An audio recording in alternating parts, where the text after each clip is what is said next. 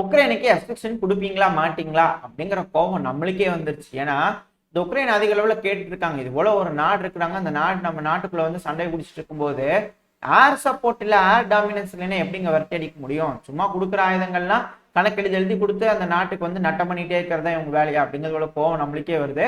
அப்படி இருக்கும்போது இந்த F-16 ரொம்ப முக்கியம். அவங்க வேணும்னு கேட்டிருக்காங்க, அப்ப வேணும்னு கேட்கிற ஆயுதத்தை கொடுக்கணும் இல்லையா? ஆனா அதிக அளவுல உதவி மட்டும் செய்வேன் அப்படிங்கிறாங்க. நல்ல நல்ல ஆயுதங்களை கொடுத்து உதவி பண்ணுங்க அப்படிங்கிறது கோவம் எல்லாத்துக்கும் இருக்கிற மாதிரி ஜெலன்ஸ்கி அவர்களுக்கு இருக்கு. ஆனா இப்படி இருக்கிற சமயத்துல டென்மார்க் சொல்லியிருந்தாங்க இல்லையா, இது போல F-16 கொடுக்குறேன்னு, அது திரும்பவும் 6 மாசம் டிலே ஆகும் அப்படிங்கிறது போல தகவல் வந்துகிட்டு இருக்கு. இதனால பிரச்சனையா உக்ரைனுக்குன்னு கேட்டீங்கன்னா ஆமா. ஏன்னா விண்டர்லாம் முடிஞ்சு திரும்பவும் சம்மர் வரும்போது ரஷ்யால ஆட்சி மாற்றம் வராம திரும்ப விளாடிமிர் புட்டின் அவர்கள் இருந்தாருன்னா பெருமளவுல ஒரு அஃபென்சிவ் ஆபரேஷன் ரஷ்யா தரப்பு வந்து எடுத்த போது உக்ரைன் கிட்ட ஏர் டாமினன்ஸ் இல்லைன்னா எப்படி தடுத்து நிறுத்த முடியும் ரஷ்யாவை அப்படிங்கிறது போல கேள்வி வருது. இருந்தாலும் இங்க என்ன நடக்க போகுது அப்படிங்கிறது தெரியல. அதாவது ஒரு அபிஷியலா இந்த டென்மார்க் தரப்புல இருந்து வருது ஸ்டேட்மெண்ட் அப்படிங்கிறது பொறுத்து இருந்து பார்ப்போம். இல்ல கொடுத்துருவாங்களா F-16 அப்படிங்கிறது போல தெரியல. உங்களோட கருத்து என்ன அப்படிங்கிறத மறக்காம கமெண்ட் செக்ஷன்ல சொல்லுங்க. ஸ்காட் இவரோட முழு பேர் சொல்றதுக்கே கொஞ்சம் தயங்க வேண்டியதா இருக்கு. ஏன்னா ஆல்ரெடி நம்ம சேனல்லே ஒரு பேர் சொன்னதுக்கு ஒரு பதிவு வந்து தூக்கிட்டாங்க. அதனால ஸ்காட் அவர்கள் இவர் அமெரிக்காவோட முன்னாள் மெரைனோட இன்டெலிஜென்ஸ் ஆபீசர். இவர் வந்து பாத்தீங்கன்னா இப்ப ரிட்டையர்ட் ஆயிட்டு ரஷ்யாவுக்கு கொஞ்சம் ஆதரவா பேசிட்டு இருக்கிற மாதிரி இருந்தது. திடீர்னு பார்த்தோம்னா சேச்சன் ஆர்மி இருக்கிறாங்களா அவங்க முன்னாடி போயிட்டு ஸ்பீச் கொடுத்துருக்கிறாரு. அதாவது அமெரிக்கான்றவங்க எதிரி எல்லாம் கிடையாதுங்க, அங்கேயும் நல்லவங்களா இருக்கிறாங்க, நம்மளாம் நண்பர்கள்லாம் இருக்கலாம் அப்படிங்கிறது போல மாசான ஸ்பீச் கொடுத்துருக்காங்க. சேச்சன் வீரர்களே நீங்க ரொம்ப நல்லவங்க, நீங்க ரொம்ப திறமையானவங்க, நீங்க யாருங்கன்னு எல்லாத்துக்கும் தெரியும், உங்களோட வீரத்தை பத்தி தெரியும், உங்களோட பாஸ்டை பத்தி தெரியும், என்னென்னமோ பேசுறாரு. அதெல்லாம் வச்சு பார்க்கும்போது இவர் ஒரு வேலை இருக்குமோ அப்படின்ட்டு சந்தேகம் இருக்குது. என்னன்னா ஒன்னும் இல்லைங்க, இவர் ரிபப்ளிகன்ஸா இருக்குமோ அப்படிங்கிறது போல இருக்கு. ஏன்னா இப்ப அடுத்த எலெக்ஷன் வரப்போகுது, அதுல கண்டிப்பா டெமோக்ராட் ஜெயிக்க மாட்டாங்க அப்படிங்கிறது எல்லாத்துக்கும் தெரியும். அப்படி இருக்கும்போது ரிபப்ளிகன்ஸ் ஜெயிக்கிறாருன்னா இவர் ஒரு அமைதி பேச்சுவார்த்தைக்கான தூதரா இருப்பாரா அப்படிங்கிறது போல கேள்வி இருக்குது. இது என்ன நடக்குது அப்படிங்கிறது பொறுத்து இருந்து பார்ப்போம். ஏன்னா ஆல்ரெடி நம்ம சொல்லியிருந்தோம், இது போல அமெரிக்காவோட ரிபப்ளிகன் கேண்டிடேட்டான விவேக் ராமசாமி அவர்கள் ஜெயிச்சிருவாரு அப்படிங்கிறது போல. ஒருவேளை அவர் ஜெயிச்சிட்டாருன்னா அவரோட சமாதான தூதர்களா இந்த சேச்சன் ஆர்மி ரஷ்யாவுக்கு இவங்களுக்கெல்லாம் நடுவுல இருப்பாங்களா அப்படின்ற ஒரு கேள்வி வருது. என்ன நடக்குதுங்கிறத பொறுத்து இருந்து பார்ப்போம். இது போல பல முக்கியமான செய்திகள் தான் இந்த பதிவில் இருக்க போது. அனைவருக்கும் வணக்கம், நான் உங்கள் செந்தில், இது உங்கள் செந்தில் டிஃபென்ஸ். சூடான்ல சிவில் வார் ஆரம்பிச்சு 9 மாசத்துக்கிட்ட ஆச்சு கிட்டத்தட்ட. இப்படி இருக்கும்போது சூடானோட துணை ராணுவம் சீஸ்ஃபயர் கூப்பிட்டாங்க. ஆனா ராணுவ தரப்புல இருந்து இப்ப என்ன பண்ணிக்கிறாங்க, மறுத்து இருக்கிறாங்க, முடியாது அப்படிங்கிறத சொல்லிக்கிறாங்க. ஏன்னா இப்ப இருக்கக்கூடிய சூழ்நிலை அதுக்கு ஏதுவா இல்லை. இப்ப ராணுவம் வந்து சீஸ்ஃபயர் அக்ரிமெண்ட்டுக்கு ஒத்துக்கிட்டாங்கன்னா ஒரு வேளை இந்த துணை ராணுவம் ரீக்ரூப் ஆகி அடிக்கும் போது ராணுவம் நிலை குலைஞ்சு போறதுக்கு வாய்ப்பு இருக்கு. அதனால இப்போதைக்கு ராணுவம் சீஸ்ஃபயருக்கு ரெடியா இல்லை அப்படிங்கிறத தெரிய வருது. அவர் தரப்புல இருந்து சூடானோட ராணுவத்தோட தலைவரான புர்ஹான் அவர்கள் கிட்ட இருந்து இப்படி ஒரு ஸ்டேட்மெண்ட் வந்துக்குது, முடியாது அப்படிங்கிறத சொல்லிக்கிறாரு. அதனால அரபுலக நாடுகளோட எஃபர்ட்லாம் திரும்ப வீணா போச்சா அப்படிங்கிறது போல எல்லாரும் யோசிச்சுட்டு இருக்கும் போது இந்த பக்கம் தைவான், ஏன்னா தைவான்ல சீனாவோட இந்த ஸ்பை பலூன் விளையாட்டு ரொம்ப அதிகமா இருக்கு. இது ஒரு சைக்காலஜிக்கல் வார்ஃபேர் உருவாக்குது. அதாவது சீனா இந்த தைவானோட மக்கள்ல மறைமுகமா இன்ஃப்ளூயன்ஸ் பண்றாங்க.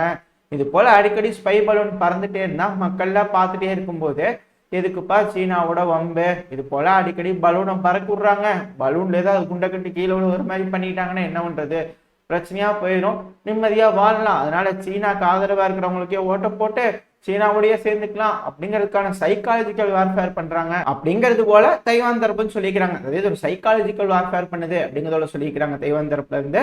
இந்த பக்கத்துல இது போல பிரச்சனை நடந்துட்டு இருக்கு. அடுத்து இந்த இஸ்ரேல் காசா பிரச்சனை. இந்த இஸ்ரேல் காசா பிரச்சனையில அமெரிக்காவோட ஆண்டனி பிளிங்கனான secretary of state Antony Blinken அவர்கள் துருக்கிக்கு போய் மீட்டிங் பண்ணிட்டாரு. அப்படி மீட்டிங் பண்ணும்போது துருக்கி தரப்புன்னு சொல்லிக்கிறாங்க, இது போல இஸ்புல்லா வந்து ஃபுல் ஃபிளெஜ்டு வார் இஸ்ரேலோட பண்றதுக்கெல்லாம் விருப்பம் இல்லை. ஆனா இது போல அந்த பிராந்தியத்துல நடக்கக்கூடிய பிரச்சனை எல்லாம் பேசிக்கிறாங்க. இரு தரப்புலையும் நாங்க பிரச்சனையை சுமூகமா முடிக்கிறதுக்கான தீர்வுகள் தான் கொண்டு வந்திருக்கிறாங்க. அப்புறம் இந்த துருக்கிக்கு தேவைப்படக்கூடிய F-16 போர் விமானங்கள், அப்புறம் ஸ்வீடனை வந்து நாட்டோட சேர்க்கறதுக்கூடிய விஷயங்கள், இது போல பல முக்கியமான விஷயங்கள் பேசிட்டு இருக்கிறாங்க அப்படிங்கிறது தெரிய வந்திருக்குது. ஆனா இந்த சமயத்துல நெத்தன்யாகு அவர்கள் இருக்காருல்ல, அவர்கிட்ட இருந்து ஒரு ஸ்டேட்மெண்ட் இருக்குது. அவர் என்ன சொல்லிக்கிறாருன்னா, முடியாது, எங்களோட கோல் அச்சீவ் ஆகிற வரைக்கும் இந்த காசாக்குள்ள எங்களோட ஆபரேஷன் தொடரும் அப்படிங்கிறது போல அவர் தரப்புல இருந்து ஒரு ஸ்டேட்மெண்ட் வந்துட்டு, அப்புறம் எதுக்குங்க அவர் வராரு அப்படிங்கிறது போல கேள்வி இருக்கு. பட் இருந்தாலும் இதுக்கப்புறம் இந்த துருக்கி எல்லாம் மீட்டிங் முடிச்சுட்டு இஸ்ரேலுக்கு போய் இஸ்ரேலையும் ஒரு மீட்டிங் போடுவாரு. அந்த இடத்துல என்ன நடக்க போகுது அப்படிங்கிறத பொறுத்து இருந்து பார்ப்போம். பிரான்ஸ் ஜோர்டன்ல இருக்கக்கூடிய ஃபீல்ட் ஹாஸ்பிட்டலுக்கு ஏர் டிராப் பண்ணிக்கிறாங்க எய்டுகளை. ஏன்னா அங்க இருக்கக்கூடிய ரோடுகள்லாம் அதிக அளவுல சேதம் ஏற்பட்டுருச்சு. இஸ்ரேல் அது போல தாக்கி சேதம் ஏற்பட்டதுனால இப்ப எந்த ஒரு எய்டும் சரிவர கொண்டு போய் சேர்த்த முடியாத கட்டாயத்துல இருக்கிறதுனால இது போல ஏர் டிராப் பண்ணிட்டு இருக்காங்க அப்படிங்கிறத சொல்லப்பட்டு வருது. வீடியோ பதிவுகளும் வந்துட்டு இருக்கு. இது கொஞ்சம் நல்ல செய்திகள் போலதான் தெரியுதுன்னா, அங்க இருக்கக்கூடிய ஆஸ்பத்திரிக்கு வேணுங்கிற மெடிக்கல் எய்டை கொண்டு போய் சேர்த்தணும் இல்லையா, அது பிரான்ஸ் செய்யறாங்க அப்படிங்கறது நினைச்சா கொஞ்சம் சந்தோஷமா இருக்கு. ஏன்னா மக்களுக்கு தேவைப்படக்கூடிய உதவி யார் செஞ்சா என்ன, நல்லா தானே, நல்லா செஞ்சா எல்லாத்தையும் பாராட்ட வேண்டியது தானே. ஒரு வேளை இது போல பல நாடுகளும் வந்து உதவு வந்துட்டாங்கன்னா இங்க இருக்கக்கூடிய பிரச்சனை முடியாது கூட வாய்ப்பு இருக்கு இல்லையா. அடுத்தது வந்து பாத்தீங்கன்னா, இஸ்ரேல் லெபனானோட தெற்கு பக்கத்துல ஏர் ஸ்ட்ரைக் பண்ணதா சொல்லப்பட்டு வருது. இது ஒரு மிகப்பெரிய ஏர் ஸ்ட்ரைக் அப்படிங்கிறாங்க. அது மட்டும் இல்லாம யூஎன்ல வந்து லெபனான் வந்து குற்றச்சாட்டு வச்சிருக்காங்களா, அதுல என்ன சொல்லிக்கிறாங்கன்னா, எங்க லெபனான்ல வந்து இஸ்ரேல் இந்த ஒயிட் பாஸ்பரஸ் குண்டுகளை பயன்படுத்துறாங்க அப்படிங்கறதுல சொல்லப்பட்டு வருது. இதுக்கு ஆதாரங்கள் அம்னிஸ்டி வந்து கொடுத்துருக்காங்க. அம்னிஸ்டிங்கிறது ஒரு அமைப்பு, அந்த அமைப்பு தரப்புல இருந்து கொடுத்துட்டு இருக்காங்க. ஆமா, இஸ்ரேல் வந்து ஒயிட் பாஸ்பரஸ் குண்டுகளை போடுறாங்கன்னு உறுதிப்படுத்தியிருந்தாங்க முதல் இந்த காசாக்குள்ள. இப்ப லெபனான்குள்ளேயும் போடுறாங்களா அப்படின்ற கேள்வி வருது. இது போல குண்டுகளை பயன்படுத்தினா இந்த இடத்துல பிரச்சனை பெருசாகும், ஏன் இப்படி செய்யறாங்க, ஒரு வேலை இது போல பிரச்சனை பண்ணாதீங்க அப்படிங்கிறத அமெரிக்காவோட secretary of state Antony Blinken அவர்கள் வந்து இது போல அழுத்தம் கொடுப்பாரா அப்படின்ற எதிர்பார்ப்புகள்லாம் இருக்கு. என்ன செய்யறாரு அப்படிங்கறத பொறுத்து இருந்து பார்ப்போம். அடுத்தது, இப்ப லெபனான் மேல இஸ்ரேல் ஏர் ஸ்ட்ரைக் பண்ணாங்களா, அதே போல லெபனான்ல இருக்கக்கூடிய ஹிஸ்புல்லா அமைப்புல இருக்கிறவங்க சில முக்கியமான தாக்குதல் இஸ்ரேலோட ஏர்ஃபீல்டு மேல பண்ணிட்டாங்க. அது மட்டும் இல்லாம இஸ்ரேலோட சர்வேலன்ஸ் பேஸ் மேல 62 தாக்குதல் பண்ணிட்டாங்க அப்படிங்கிறதோட வீடியோ பதிவுகள்ல வருது. அது கூடவே இஸ்ரேல் இந்த லெபனானோட ட்ரோனை தாக்குற மாதிரி, இஸ்ரேலோட ஹெலிகாப்டர் லெபனானோட ட்ரோனை தாக்குற மாதிரியான வீடியோ ஃபுட்டேஜ் ஐடிஎஃப் தரப்புல இருந்து வந்துகிட்டு இருக்கு. அது கூடவே இந்த செங்கடல்ல அமெரிக்காவோட போர்க்கப்பலை நோக்கி ஹவுதிஸோட ட்ரோன்கள் வந்ததாகவும் அதை நாங்க செல்ஃப் டிஃபென்ஸுக்காக டவுன் பண்ணிட்டோம் அப்படிங்கறத அமெரிக்கா தரப்புல சொல்லிக்கிறாங்க.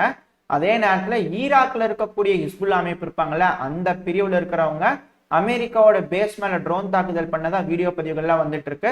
அதாவது இந்த பிராந்தியத்துல கொஞ்சம் பிரச்சனை கையை மீறி போயிட்டு இருக்கிற மாதிரி தெரிய வருது. இது எல்லாத்தையும் பேசி கொஞ்சம் சமாதானமா போலாம், இதுக்கு மத்தியஸ்தம் யாராவது வச்சு பண்ணலாமா அப்படிங்கிறது போல இந்த மேற்குலக நாடுகளும் ட்ரை பண்ணிட்டு இருக்காங்க அப்படிங்கிறதோட சொல்லப்பட்டு வருது. ஏன்னா இந்த ஜோசப் போரல் அவர்கள் இருக்கார்ல, அவரு இந்த இஸ்ரேலுக்காக ஹிஸ்புல்லா தரப்புல பேசிட்டு இருக்கதா சொல்லப்பட்டு வருது. ஆனா எந்த முடிவுகளும் எடுக்கிற மாதிரி தெரியல. ஏன்னா இந்த காசால பிரச்சனை நின்னாதான் நாங்க இங்க பிரச்சனை பண்றதை நிறுத்துவோம் அப்படிங்கிறது போல ஹிஸ்புல்லா தரப்புல தெளிவா இருக்கிறாங்க அப்படிங்கிறதோட சொல்லப்பட்டு வருது. எதுவும் உறுதிப்படுத்தப்படல இந்த செய்திகாலம். இந்த பதிவை ரெக்கார்ட் பண்ணிட்டு இருக்கும் போது கொஞ்சம் ப்ரிலிமினரி டேட்டா மாதிரி வந்துட்டு இருக்கு. என்ன நடக்குது ஏது நடக்குதுன்னு ஏதாவது அப்டேட்ஸ் வந்துன்னா கிளியரா அடுத்த பதிவுல பாத்துருவோம். அடுத்து இந்த ரஷ்யா உக்ரைன் பிரச்சனை. இந்த ரஷ்யா உக்ரைன் பிரச்சனையில இத்தனை நாளா உக்ரைன் கொஞ்சம் அதிக அளவுல அம்யூனிஷன்ஸை பயன்படுத்திட்டு இருந்தாங்க அப்படிங்கிறது போல ஒரு மீடியா, பிரபலமான மீடியான்னு வச்சுக்கோங்களேன், வால் ஸ்ட்ரீட் ஜர்னலாம் அவங்க தரப்புல இருந்து ஒரு ஸ்டேட்மெண்ட் வந்திருக்குது. ஏன்னா பேரை சொல்றது கூட இப்பெல்லாம் யோசிக்க வேண்டியதா இருக்கு. பேரை சொன்னாலே ஸ்ட்ரைக் கொடுத்துருவாங்களா அப்படின்ற கேள்வியெல்லாம் வருது. அதெல்லாம் ஒரு பக்கம் இருக்கட்டும். இப்ப அவங்க கொடுக்குற டேட்டா படி பாத்தீங்க அப்படின்னா, இதுக்கு முன்னாடி வரைக்கும் ரஷ்யா பயன்படுத்திட்டு இருந்த அந்த அம்யூனிஷன்ஸ் வந்து பாத்தீங்கன்னா 5000 அம்யூனிஷன் தான். ஆனா உக்ரைன் 7000 கிட்ட பயன்படுத்திட்டு இருந்தாங்க. ஆனா இப்ப இருக்கக்கூடிய சுச்சுவேஷன் தலைகீழா மாறிடுச்சு. ஏன்னா உக்ரைன் 2000 அம்யூனிஷன்ஸ் தான் ஒரு நாளைக்கு யூஸ் பண்றாங்க. ஆனா ரஷ்யா 10,000 அம்யூனிஷன்ஸ் யூஸ் பண்றாங்க.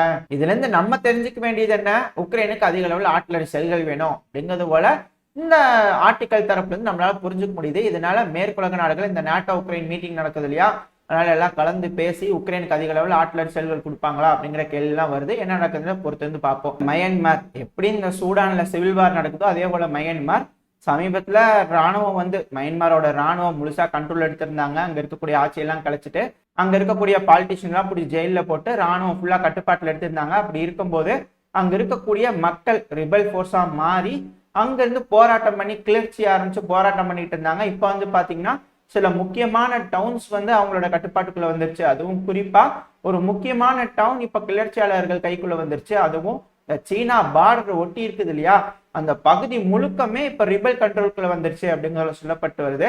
இதனால ராணுவத்துக்கு ஏதாவது பின்னடைவான்னு கேட்டீங்கன்னா ஆமா, இதனால மிகப்பெரிய பின்னடைவு இருக்கு. ராணுவம் கொஞ்சம் கொஞ்சமா தோத்துக்கிட்டு வருது. அவங்களோட மாரல் வேல்யூ வந்து கம்மியாயிட்டு வருது. ஏன்னா அவங்களோட மக்களுக்கு எதிர்த்து அங்க இருக்கக்கூடிய ராணுவம் வந்து போராடிட்டு இருக்கு. இது எத்தனை நாளைக்கும் முடியும்? மக்கள் சண்டை போட ஆரம்பிச்சிட்டாங்க அப்படின்னா அந்த நாட்டோட ராணுவம் எதிர்த்து சண்டை போடாது அதிக அளவுல. ஏன்னா அவங்களோட ஃபேமிலியில இருக்கிறவங்க தான் அங்க இருப்பாங்க, அதிக அளவுல அப்படிதான் இருப்பாங்க. அதனால ராணுவம் கொஞ்சம் கொஞ்சமா பின்வாங்க ஆரம்பிச்சிடும். ஒரு கட்டத்துல ராணுவம் தோல்வி அடைஞ்சிடும் அப்படிங்கிறத சொல்ல வருது. இதனால இதுக்கப்புறமா இந்த மயன்மார்ல ஒரு நல்ல ஆட்சி அமையுமா, ஒரு நல்ல மாற்றம் வருமா, இல்ல அங்க ஏதாவது பேசி ஒரு நெகோசியேஷன் வந்து அங்க ஏதாவது ஒரு பிரச்சனை முடிவுக்கு வருமா அப்படிங்கிறது ஒரு கேள்வியெல்லாம் இருக்கு. ஏன்னா சீனா இருக்கிறாங்கல்ல, இப்ப அந்த இடத்துல இந்த போர்ட்டை வந்து டீப் வாட்டர் போர்ட்டா மாத்தி அந்த சீனா வழியா கொண்டு போறதுக்கான அந்த பாத்தை வந்து ரெடி பண்ணிட்டு இருக்கிறாங்க, ரோடெல்லாம் அங்கே போட்டு சீனாக்கு வேணுங்கிற பொருட்கள்லாம் இந்த பே ஆஃப் பெங்கால் வழியா கொண்டு வந்து அப்படியே கொண்டு வைக்கலாம். எதுக்குங்க இங்க சுத்தி போயிட்டு? ஏன்னா போர் காலகட்டங்களில் வந்து பாத்தீங்கன்னா இந்த பக்கம் இந்த மலாக்கா ஸ்ட்ரைட் வெளியெல்லாம் போனா சீனாக்கு பிரச்சனையா இருக்கும். ஏன்னா அமெரிக்காவோட பேஸ் அதிக அளவில் இருக்கு. இந்த சிங்கப்பூர் ஏகப்பட்ட இடங்கள் அமெரிக்காவோட பேஸ் இருக்கு.